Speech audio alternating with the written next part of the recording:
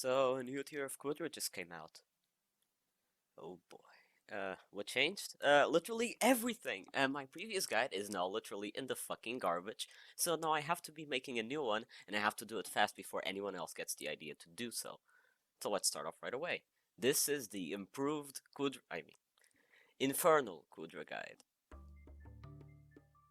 Let's start off with gear, again. First of all, the price is going to skyrocket in this tier because everyone in the party must have a Hyperion and a Terminator, period.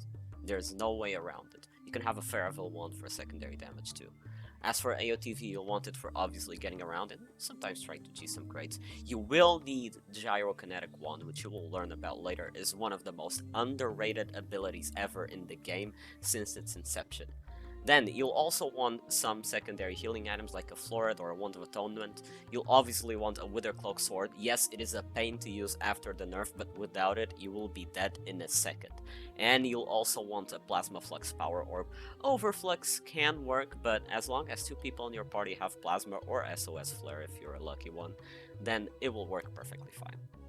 Everyone that's fishing the crates will also want a lava fishing rod, and everyone that will be stunning will want either a titanium drill 655 or a divan drill, and there are no other alternatives if you want to mine fast. Lastly, you can also have ender pearls if you're doing crates or supplies to get to the middle super fast, and you will want to have the remote shop item because getting to the shop means being AFK, and being AFK for maybe 0.2 seconds in this fight spells death faster than anything. And I of course forgot to talk about the Spirit Mask, which just happened to double in price. I wonder why, because in tier 5 Kuudra boss fight, you will need the Spirit Mask to not die every 5 seconds. Sometimes you'll have to rush in piles of mobs that can pretty much 2 or 1-shot you, so the Spirit Mask is an absolutely necessary item during this fight. So let's finish it off with armor. Everyone will want a set for right-click mage damage and a set for Terminator damage. As for the right-click mage set, everyone will want either storm armor or preferably a very good Aurora set. Especially crowd control, who is going to be clearing a lot of mobs, should preferably have Aurora because of the increased mana and damage. For the Terminator set, you'll want full terror or 3 out of 4 terror and a damage helmet like Warden helmet. This is because in the final and third phases of Kuudra, you will need a lot of Terminator damage. If your class is going to focus on clear, make sure to use intelligence reforges on your talismans. However, if you're going to focus on Terminator damage, make sure to use damage reforges. So before we tackle the topic of what to actually do in the boss fight, let's start out with where to find a party. You will generally not want to use Party Finder because it rarely has Infernal tier parties, and when it does, they usually suck. So you should join the Kuudra Gang Discord. It's a Discord server used for people that want to look for a Kuudra group. There are always people looking for one, it's active 24/7, and the people there are really skilled. It also has the Kuudra meta channel, which will have every strat that I'll talk about here, and the updated ones once they come out. Also remember to have 12k reputation in any faction. You'll need this to even enter the boss. Reputation is something that takes long to max because there's a max cap for it every day that is not very high, so make sure to work a bit on it every day and it'll get there swiftly. So now let's talk about the actual classes to use in the boss fight, very briefly.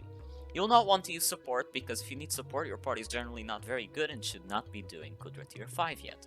Specialists will generally want to just hook crates and build a ballista, while crowd control will want to clear mobs and stun Kuudra. You'll generally want to run 2 specialists or 2 crowd control, but if your party is really good at clearing and you have a crowd control that has like Infernal or Aurora or SOS Flare or some insane setup, you can swap one of the crowd controls for a Cannoneer that should help clear mobs and shoot ballista, because Cannoneer will deal a lot more damage to Kuudra. Alright, we're finally in the boss, so let's start explaining how this works. For the effect of making this easier to understand, I'll divide the boss in phases, and I'll explain what each class needs to do. Right before the boss starts, everyone will have to pick one of the 4 corners of the map, because you'll have to pre-fire one of the crates. On screen right now are the locations where the supply crates may spawn, so generally, if your team has every corner, you should all be able to pre-fire 1 crate each. How do you pre-fire the crates? Well, it's pretty simple. As soon as it pops up, drag it towards you and start picking it up. If a tentacle tries to grab you, just spam your AOTV on the ground. Most of the time, I'd say maybe 60%, you will not get this crate. So if you're a specialist, you keep trying. If you're a crowd control or cannoneer, just go to the middle, help your teammates clear. As soon as you get enough tokens from the mobs that are getting killed, specialists should get steady hands to as high of a level as they can, and crowd controllers should immediately get Blight Slayer level 1 and bonus damage level 1. This is because around the third wave of mobs will be full of blights, and only crowd control can get rid of them easily with that perk.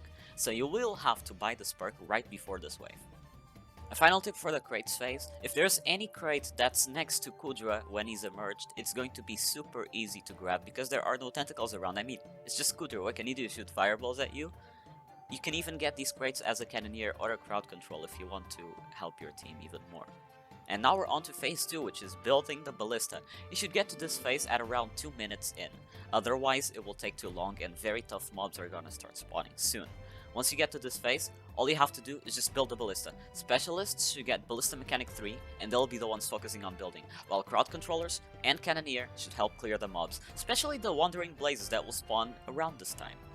Something worth pointing out is that during this stage, the first dropship will drop its bomb and the first Omega Agma will also spawn. All you have to do to negate the damage is just use Wither Cloak or Gyro near your teammates, and that's it. Alright, now we're on to phase 3, and here's where the complicated stuff begins.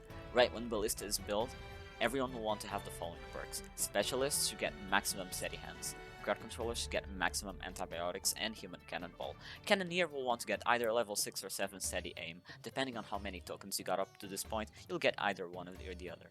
And the second crowd controller, if you're running it, should just spare the money for nukes if you need to clear many mobs. Specialists should just fish up cells and get them to the ballista. You can do this even faster with Ender Pearls, while the crowd control and the cannoneer should just clear mobs and shoot energized chunks at Kuudra to make sure he does not submerge. And now here's the stun, which is the most difficult part of the whole boss fight, and this has to be very well coordinated. First of all, the specialists should of course keep shooting orbs at Kuudra to make sure he does not submerge. They should equip 3 out of 4 terror armor and a precursor eye, and get close to Kuudra to get ready to deal damage. The cannoneer, or the second crowd control if you're running that instead, should get anything that negates damage like gyro or spirit mask and get ready near the ballista, while the crowd controller that is going to stun and has the antibiotics perk, send to a cannon with the human cannonball and shoot himself inside Kuudra. Now listen up because this is where it gets complicated. Once a crowd controller gets inside Kuudra, they should immediately get next to a pod and start breaking it with their drill. The pod has 100% HP, and it takes 20 hits to take down. This means that every hit will take up 5%, and it means that it will be 1 hit once it reaches 5% health, with the little armor stand thingy you see down there. This means that you'll want to leave the pod at either 10 or 5%. Then, you'll want to say ready or shoot or whatever in chat to warn whoever's outside to shoot the ballista.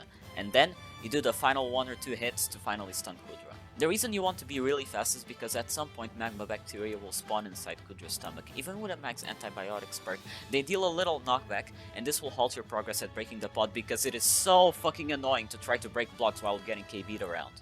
Meanwhile, the cannoneer or whoever's shooting should have already shot the ballista outside, so anyone that's outside should get their precursor eye and terror armor out and start spamming their term and laser. This is because this actually deals pretty considerable DPS to Kuudra while he's stunned on top of the ballista. On screen right now is the average health that you'll need to deplete to reach Kuudra's final phase.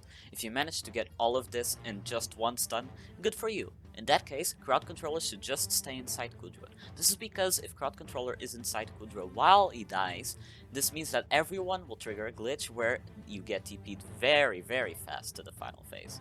Fortunately, with most runs and most parties, you will not be able to one-phase Kuudra.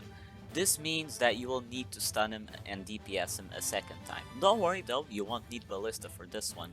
All you need to do is hop inside Kuudra and stun him while everyone else that is not stunning just stays outside in the same position with their Precursor Eyes and Terror and just normally DPSs him. This will be enough to trigger Kuudra's final phase. In this case, crowd control also stays inside Kuudra to make sure you trigger the glitch and get to P4 very quickly. A final note on dropships: these things can really throw your runs, and you should know how to deal with the second and maybe even third wave every single run. So here's a tip: everyone in your party should gather at one of the corners of the island. I usually prefer the one with the X drawn on the floor, and you either cycle your gyros between each other, which is kind of hard, or you use my unbeatable strat.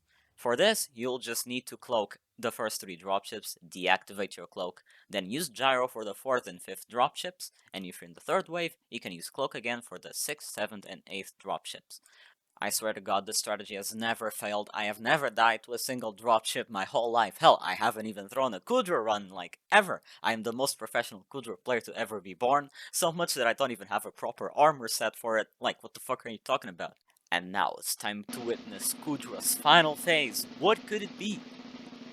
It's a Mario Party minigame. Yeah, that's all it is. It's nothing. It's a Mario Party minigame. You dodge slow TNT, you dodge slow tentacles. That is literally all there is to it. Though there is one thing worth mentioning, and that is at the beginning of the phase, usually crowd control should do this, but you should last breath Kuudra. This means that you will take a lot more damage from your Terminator, and this phase will be a lot quicker and a lot less annoying, so that you can get faster runs. If you have Duplex, it will only take 3 shots instead of 5 shots to get the full 50% defense reduction.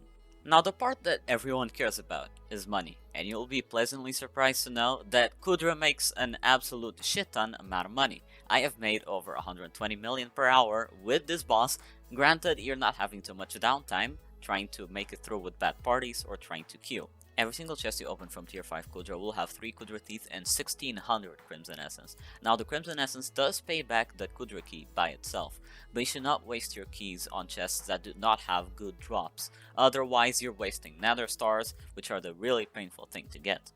All chests will also have either an armor or equipment piece and an enchanted book, or just an RNG drop, and I will talk about the actual good things you'll be looking for. First of all, any armor piece that has at least one good attribute, like Dominance, Veteran, Magic Find, Mana Pool, Mana Regen, so on and so forth, will be worth at least 10 million coins on average, because these are used to upgrade attributes on Godroll armor. And what about Godroll armor? If you want Godroll armor, you'll be looking for Magic Find and Veteran Crimson pieces, and Mana Pool and Mana Regen Aurora pieces. These should sell for about 300 million each, which is more than any RNG drop from Kuudra. What are the actual RNG drops though? First of all, you have the Mandra, it's about 8 mil profit, it is quite decent. You have Fatal Tempo, which is almost 200 mil, you have Infernal, which is about 20 mil, and you have the Burning Kuudra Core, which is 100 mil. Just off of the lame armor pieces alone, you'll be getting at least 100 mil per hour. With the speed of the runs, and the frequency at which you get good drops from this boss, it is the absolutely most overpowered money-making method to ever grace Skyblock, by a long shot. And that's about it for everything I have to say. I hope you enjoyed. I finally made the switch to using DaVinci Resolve as my video editor, so I managed to do this video with a lot more quality than I used to. And I don't have anything else to do. I'm gonna read the Mayas. Let's go!